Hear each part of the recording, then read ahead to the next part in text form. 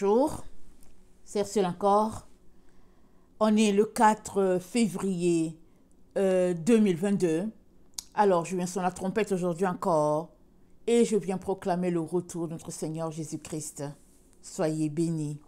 Amen. Alors, les ténèbres et l'obscurité couvrent la terre. Alors, j'espère qu'on est conscient de cela. On en parle ces derniers temps, mais l'évidence est là. Malheureusement, l'évidence, c'est juste pour certaines personnes. Et comment comprendre cela? Parce que le Seigneur est en train de nous dire qu'il n'y a plus le temps. Tout est accompli. On est dans les moments où ce qui a été prédit dans Apocalypse, dans Ésaïe, Jérémie, tout ça, c'est en train de se passer sous nos yeux. Et il y a encore plusieurs qui sont dans le leur et puis qui continuent toujours d'espérer une carrière et puis toutes sortes d'ambitions. Mais le Seigneur vient te dire que c'est la fin et les ténèbres ont couvert la terre. Quand ces prophètes-là l'avaient prophétisé, amen, comme Ésaïe a parlé avant que Jésus-Christ vienne sur la terre. Et on est dans le moment où sa prophétie est réalisée et est en train de se réaliser davantage parce que les ténèbres ne font que s'intensifier. Alors dans dans Ésaïe 60, le verset 1 à 2, c'est dit ceci. Ésaïe 60, le verset 1 à 2. Lève-toi, sois éclairé, car ta lumière arrive, et la gloire de l'Éternel se lève sur toi. Voici, les ténèbres couvrent la terre, et l'obscurité les peuples, mais sur toi l'Éternel se lève, sur toi sa gloire apparaît. Alors, c'est quoi les ténèbres et l'obscurité? Alors, je suis allée taper dans la concordance, amen, dans la concordance hébreu, c'est le 28-22, et ça dit une nuée de ténèbres. C'est-à-dire des nuages qui sont noirs, c'est ça que ça veut dire, les ténèbres. Et un peu comme quand Genèse 1 nous dit, Genèse 1 dit, la terre était informe et vide, mais l'Esprit de Dieu était là. Et parce que l'Esprit de Dieu était là, Dieu a déclaré que la lumière soit, et la lumière s'est manifestée du milieu des ténèbres. Amen. Et de sorte qu'il y a eu séparation des deux. L'un a été appelé jour et l'autre a été appelé nuit. Et il n'y a rien de secret dans les plans de Dieu. Amen. Alors, Dieu a séparé la lumière d'avec les ténèbres et dans les temps dans lesquels nous sommes, il est en train de nous dire que concrètement, amen, pratico-pratique, il va séparer aussi encore la lumière des ténèbres en ce sens que cette fois-ci, cette lumière-là, elle sera manifestée en nous ou pas. Amen. C'est ça qu'il dit, il y a les enfants de lumière et les enfants des ténèbres. Alors, les ténèbres, c'est la détresse, c'est la peur, c'est la confusion, la perplexité, l'incompréhension, l'ignorance, les forces démoniaques, la magie, la sorcellerie, les augures. Toutes ces choses-là, elles sont classées dans les ténèbres. Et le Seigneur te dit que ouvre tes yeux et regarde autour de toi.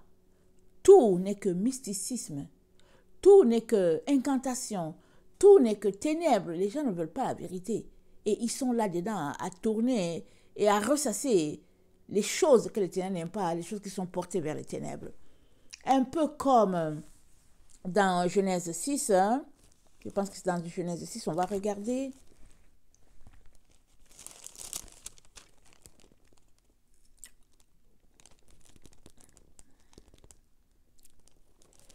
Genèse 6, le verset 5, c'est dit, « L'Éternel vit que la méchanceté des hommes était grande sur la terre et que toutes les pensées de leur cœur se portaient chaque jour uniquement vers le mal. L'Éternel se repentit d'avoir fait l'homme sur la terre et il fut affligé en son cœur. L'Éternel dit, « J'exterminerai de la face de la terre l'homme que j'ai créé, depuis l'homme jusqu'au bétail, aux reptiles et aux oiseaux du ciel, car je me repens de les avoir faits. » Mais Noé trouva grâce aux yeux de l'Éternel.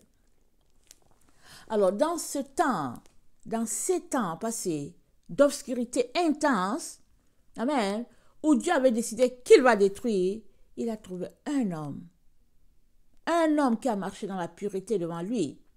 À cause de cet homme-là, il a décidé tout simplement qu'il allait le sauver avec sa race, avec sa descendance, afin que la race humaine soit perpétuée sur la terre.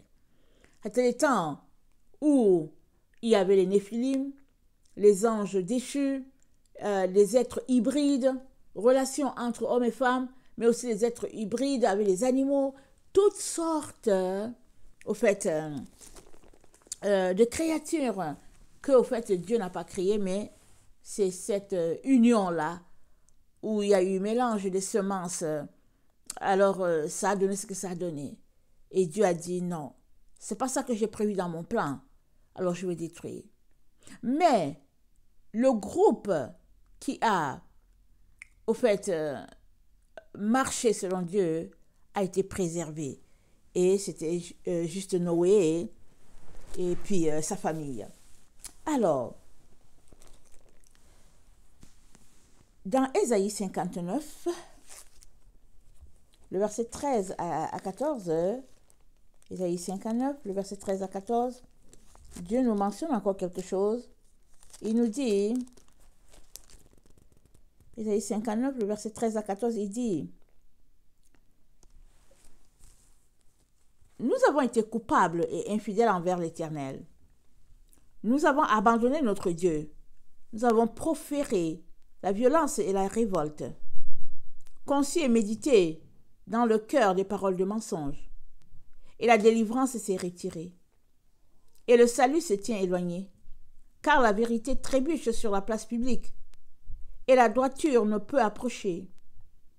La vérité a disparu, et celui qui s'éloigne du mal est dépouillé. » Amen. La vérité a disparu. Est-ce qu'on peut le dire dans notre temps? Oui. On ne sait pas où est la vérité. Elle est cachée. Les gens la cachent. Ils ne veulent pas qu'elle soit révélée. Peu importe la situation, les gens cachent la vérité. Pourquoi? Parce qu'on est dans les temps des ténèbres. C'est les ténèbres qui sont valorisées. Et la vérité, c'est la lumière. Alors si on te la cache, tu es maintenu dans les ténèbres. Mais Dieu dit, les ténèbres couvrent la terre, mais sur toi, l'Éternel se lève. Attends, il faut que je le cite bien. Les ténèbres couvrent la terre. Il dit, lève-toi, sois éclairé, car ta lumière arrive. Les ténèbres couvrent la terre. L'obscurité les peuples.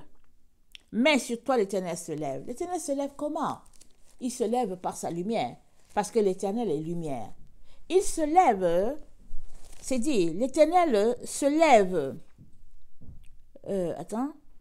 Mais sur toi, l'Éternel se lève. Mais il se lève sur toi comment? Il se lève parce que tu veux qu'il se lève en toi. Il se lève parce que tu le cherches. Amen. La Bible dit, qui me cherche de tout son cœur me trouvera. Alors si tu cherches l'Éternel, tu le trouveras. Alors en toi ne sera pas trouvée l'obscurité, mais sera trouvée la lumière, puisque l'Éternel est lumière. Regardons dans Osée 6. Osée 6, le verset 1 à 3, ça dit ceci. Venez, retournons à l'Éternel, car il a déchiré, mais il nous guérira. Il a frappé, mais il bandera nos plaies. Il nous rendra la vie dans 2 jours. Le 3e jour, il nous relèvera, et nous vivrons devant lui. Cherchons à connaître l'Éternel. Sa venue est aussi certaine que celle de l'aurore. Il viendra pour nous comme la pluie du printemps qui arrose la terre. Que te ferai-je, Éphraïm? Que te ferai-je, Judas? Ok, on va s'arrêter là. Il s'est dit, venez, retournons à l'Éternel, car il a déchiré, mais il nous guérira. Tous ceux-là qui ont en eux la soif, la volonté de retourner à Dieu, c'est-à-dire de se repentir, tous ceux-là qui ont à cœur de faire ça, Dieu les touche. Attendez, j'ai lu Ésaïe 6. Hein? Attendez, j'ai lu Osée 6, ok? Osée 6, le verset 1 à 2, ok? Tous ceux qui ont à cœur de retourner à Dieu, Dieu va les guérir. Il va leur envoyer sa lumière. Mais ceux qui ne veulent pas faire cet effort-là, ils seront tout simplement gardés dans les ténèbres. Pas parce que Dieu veut les garder là-dedans, ils seront envahis par les ténèbres. Parce que dans Osée 4, c'est dit, écoutez la parole de l'Éternel, enfants d'Israël. Car l'Éternel a un procès avec les habitants du pays. Parce qu'il n'y a point de vérité, point de miséricorde, point de connaissance de Dieu dans le pays. Il n'y a que parjure, mensonge, assassinat, vol et adultère. On use de violence, on commet meurtre et surmeurtre. C'est pourquoi le pays sera dans le deuil. Tous ceux qui l'habitent seront languissants. Et avec eux les bêtes des champs et les oiseaux du ciel, même les poissons de la mer disparaîtront. Mais que nul ne conteste, que nul ne se livre au reproche, car ton peuple est comme ceux qui disputent avec les sacrificateurs. Waouh! Le peuple dispute avec les sacrificateurs. Avant, quand le sacrificateur parlait, le peuple se pliait. C'était Dieu qui avait parlé, c'est tout. Mais aujourd'hui, le peuple discute avec les sacrificateurs. Ils sont en contestation. Si on peut le dire, dans notre temps, ils sont en argumentation. Le sacrificateur dit quelque chose, il y a quelqu'un qui va se lever, qui va dire non, mais moi je pense que c'est cela. On est dans la génération des gens qui donnent son opinion. Alors, ok, mais nul ne conteste, que nul ne se livre au reproche, car ton peuple est comme ceux qui disputent avec les sacrificateurs. Tu tomberas le jour, le prophète avec toi tombera de nuit, et je détruirai ta mère. Mon peuple est détruit parce qu'il lui manque la connaissance. Puisque tu as rejeté la connaissance, je te rejeterai, et tu seras dépouillé de mon sacerdoce. Puisque tu as oublié la loi de ton Dieu, j'oublierai aussi tes enfants. Waouh!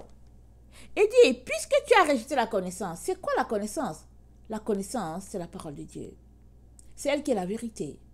C'est elle qui est la lumière. La lumière, lui, dans les ténèbres. Mais les ténèbres ne l'ont pas reçue. Mais à ceux qui l'ont reçue, elle a donné le pouvoir de devenir enfant de Dieu. Donc, cette lumière-là, son parcours dans ta vie ne se limite pas juste à la recevoir. Son parcours dans ta vie continue jusqu'à dans l'éternité. Tant et aussi longtemps que tu veux demeurer dans cette lumière. Tant et aussi longtemps que tu veux y demeurer, son parcours avec toi continue jusqu'à dans l'éternité. Mais plusieurs se sont limités à juste recevoir la lumière pour dire, ok, Jésus-Christ, je t'accepte dans ma vie, et puis ça s'arrête là. Mais Dieu vient t'encourager en ce jour à laisser toutes ces choses-là qui ont de l'importance pour toi et à chercher Dieu. À mettre de côté ta manière dont tu cherches Dieu et aller vers lui afin qu'il te montre comment le chercher.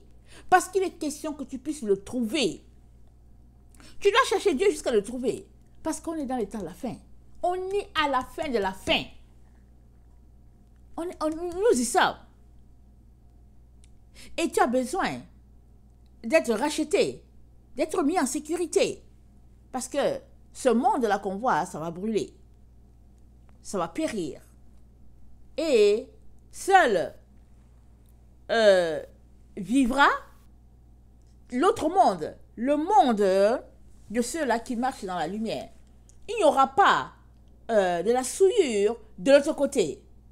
Non, Dieu ne veut pas de cela. Alors, lui-même, il est l'auteur de l'obscurité qui se passe en ce temps sur la terre. Parce que dans cette obscurité intense, amen, sortira les enfants de lumière. La Bible nous dit dans Romains que la terre attend la révélation des fils de Dieu. Mais qui sont ces fils de Dieu-là? C'est toi et moi si nous marchons dans la lumière. Parce qu'on est dans l'obscurité. Le temps total, c'est l'obscurité. C'est pas parce que tu vois qu'il y a un peu de soleil. Regarde bien. Il fait souvent gris, plus qu'autre chose. Alors qu'on est dans ce temps grisâtre-là, le Seigneur nous dit, en réalité, ce temps grisâtre-là, c'est des ténèbres intenses et puis épaisses. Et il dit, de ces ténèbres-là, sortiront les enfants de lumière. Ceux-là qui auront tout laissé pour leur Dieu, qui auront renoncé à leur propre personne pour connaître ce Dieu-là. Et ce jour-là, en ce jour-là aujourd'hui, le 4 février 2020, le Seigneur t'encourage à reprendre ta relation avec lui, si tu l'as laissé de côté. Et si tu ne l'as pas laissé de côté, il t'encourage à augmenter le temps que tu as avec lui, afin qu'il puisse te révéler les choses cachées. Parce que l'obscurité aussi, c'est que les choses sont cachées au fait. C'est ça l'obscurité. Tu ne sais pas ce qui se passe, tu es là, tu te dis mais qu'est-ce qui va arriver? Et puis bon, ça c'est l'obscurité. Mais Dieu a séparé le voile. Quand Jésus-Christ est mort, le voile entre le lieu saint et le très saint s'est déchiré. Tout comme le voile, parce qu'il y a deux voiles qui séparaient chaque endroit. Le parvis extérieur du lieu saint, il y avait un voile, et puis l'autre, il y avait l'autre voile. Alors, Dieu, le voile a été déchiré, de telle sorte qu'on a accès au Saint des Saints. Et le Seigneur t'encourage à entrer dans le Saint des Saints. Ne demeure pas juste au milieu. N'entre pas pour dire Jésus-Christ, je veux te servir, et tu restes là juste dans le hall là. Non, vas-y plus loin. Dans le Saint des Saints, là où il y a Dieu, là où il y a la manifestation de sa présence, là où il y a les anges, vas-y là-bas. Là où il y a le Saint-Esprit, là où ça coule, va là-bas. Et Dieu te visitera. Et il changera tes ténèbres en lumière, parce que c'est de ça que tu as besoin. Tu as besoin de sortir de là afin que tu puisses connecter avec ce Dieu-là. Et quand il viendra, puisqu'il dit que sa venue est certaine, elle est pour nous comme sa venue est aussi certaine que celle de l'aurore. Il viendra comme la pluie du printemps qui arrose la terre. Voilà comment il viendra. Mes chers frères et chères sœurs, il n'y a pas un autre moyen de connaître Dieu. Il n'y a pas. C'est-à-dire, il n'y a pas autre chose. Seule ta volonté de le connaître. Mais le Seigneur aimerait que tu saches qu'on est dans la fin. De la fin. Il aimerait que tu saches cela. Si tu es encore dans le leurre, en train de t'imaginer qu'il y aura une carrière à quelque part. Non. On est dans la fin de la fin. Il faut que tu le saches. Et il faut que tu te prépares. Que le Seigneur bénisse sa parole. Je vous aime beaucoup et Dieu davantage. Maranatha, Jésus revient. Amen et amen. Soyez bénis. Alléluia.